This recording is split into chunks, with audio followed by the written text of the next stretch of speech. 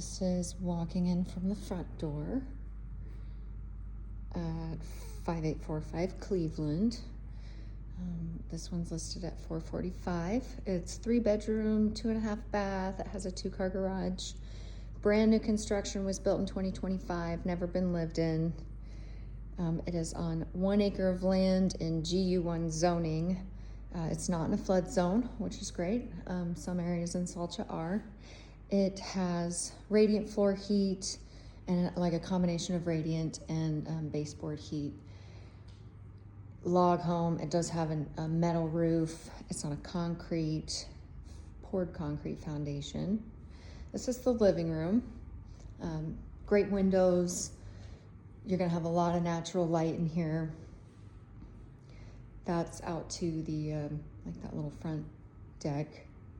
This is your dining area. Kitchen. Looking at the kitchen area, it's like a tile countertop. Got stainless steel appliances.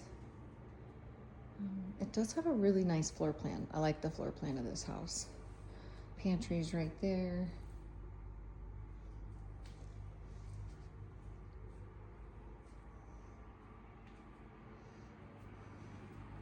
Back hallway leads to the half bath.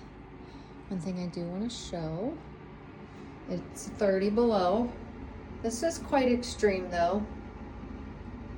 This is the worst window of all of them. One thing I noticed, there's really no like passive air exchange in this home. So given that it is new construction, it's probably been closed up. It is nice and warm in here, but the biggest thing it needs is airflow. I think once it's lived in, that would help out quite a bit. There's a little bit of frost around that too. Pretty much every window, this one actually doesn't, it's on the outside, but pretty much every window in the house right now has frost on it. Garage, about 540 square feet, a little bit extra storage space. Frost. Again, we've had 30 below temps though for about a week. It's just, we're supposed to get a warm snap here at the end of the week, but then we're gonna go right back to cold temps. So we've had a very cold past week. Oil miser, really efficient, great fixture. There's your water heater. It is on a well and septic. So there's your pressure tank right there.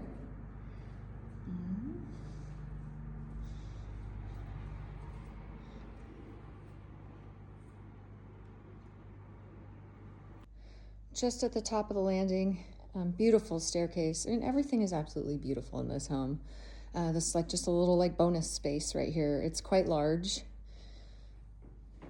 And there is a little storage here under the eave. It does have a light in there, but I couldn't figure out how to turn it on. Over here you have 2 bedrooms, a full bath, and then behind me, which I'll get to last, is the master. So here's your full bathroom for the 2 spare bedrooms.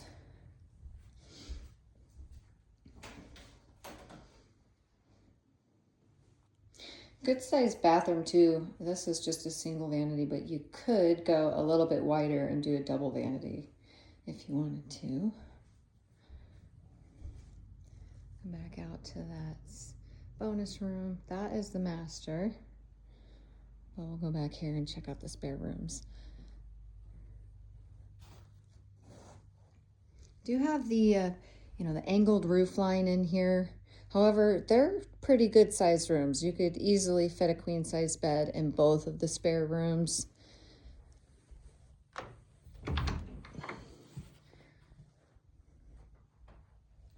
Pretty standard size closet. Again, you see that frost on the windows. I would like to say this is pretty typical since this home isn't, we have frost on our windows at home too. Well, mostly our doors, but we're lived in. We're constantly going in and out of the home. So we have an HRV, so air's flowing. This home was finished, closed up, and hasn't really been opened in a while. So just needs a little bit of airflow. This closet in this room is the same. This one's a little bit smaller, this room.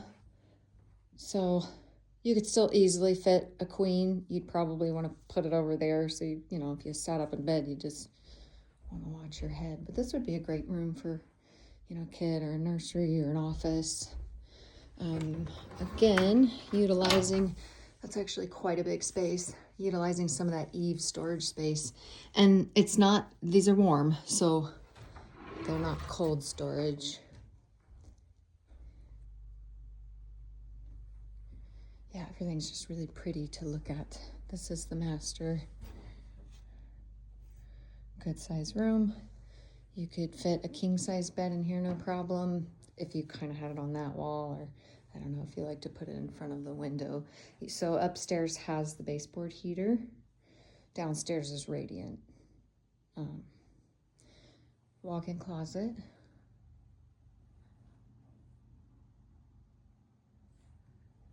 Pretty good size walk-in closet.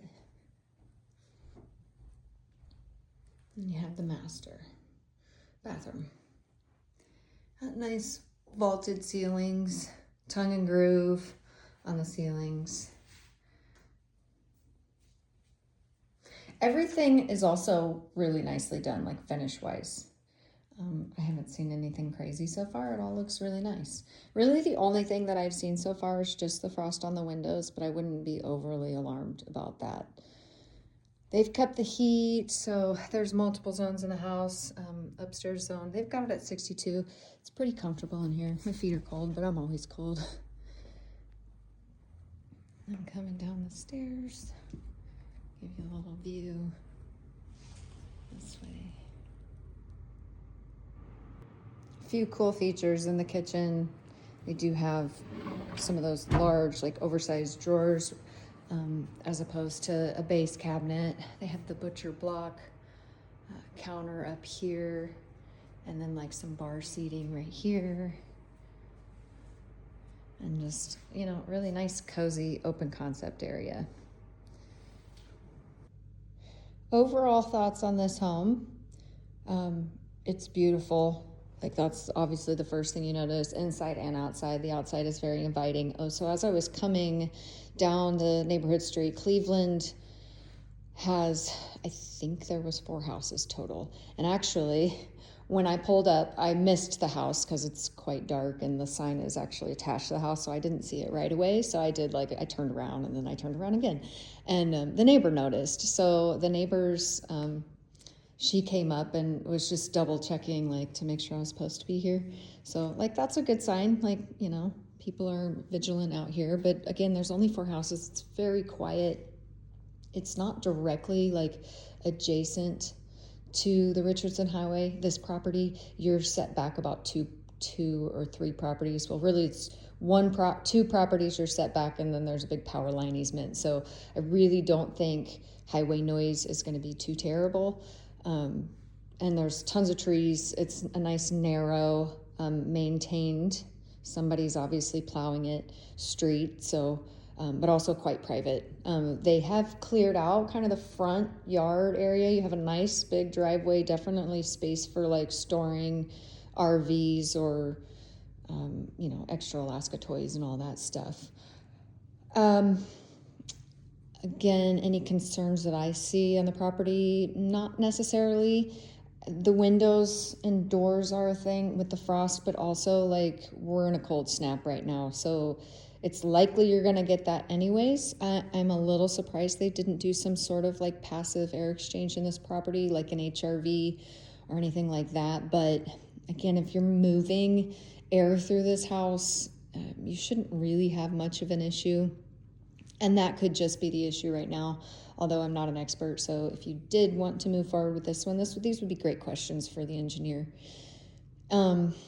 Other than that, it's very spacious. It's very cozy. You have a lot of room to grow in this house. I think all the finishes are really nicely done, and the finish work itself is really nice. And you could do a lot with this property. So let me know what you think. I'm just walking around again, turning off the lights, but it gave me another thought that I wanted to mention. So I'm not 100% like versed on log homes, but I do know log homes brand new log homes, like they need some time to settle and shift. And I don't know if the intention is, and this is something you guys might know or you'd want to look up, or I can look up for you, is the chinking. If you ever wanted to do chinking on the inside of these logs, I believe that's something you don't do right away. You wait like for a few years before you do something like that. So I did want to mention that. They are not chinked on the inside. They're still just rough cut. So, and there are like the little gaps.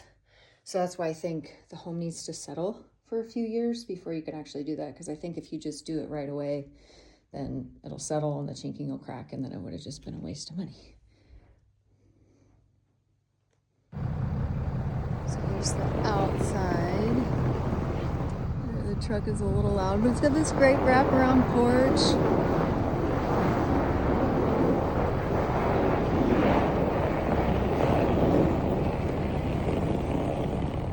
And then lots of extra space up here. And then your septic is right there. I know it's tough to see. So the well is actually over there. This all cleared out here. I don't know if this is driveway or they just went crazy plowing, but done a nice job maintaining the driveway. So here's looking kind of from the end of the driveway. One thing I noticed right above the 2-bedroom windows, you see those chunks of frost. That's heat loss, which means that those windows may not be sealed as well as they could be. Makes me wonder if the window on the half bath downstairs is also the same way, but those are the only 2 windows I noticed any issues on the front.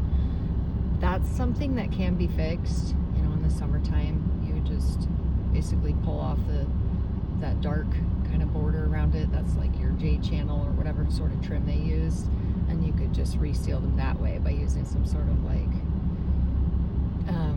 tape, basically. It's specifically meant for windows and doors. You tape them before you put the siding on, and it's like a vapor barrier.